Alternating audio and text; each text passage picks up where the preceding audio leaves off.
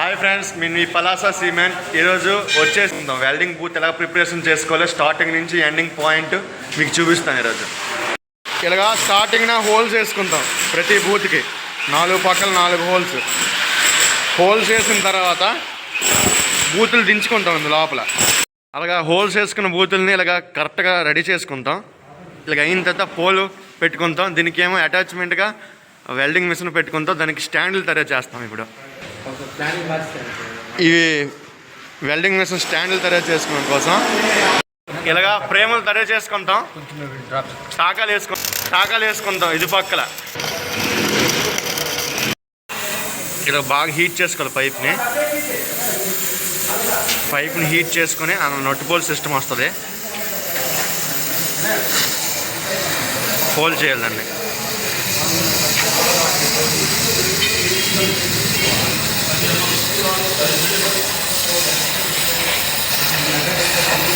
పైపులకి whole వేసుకుంటాం. నొట్టుపోల్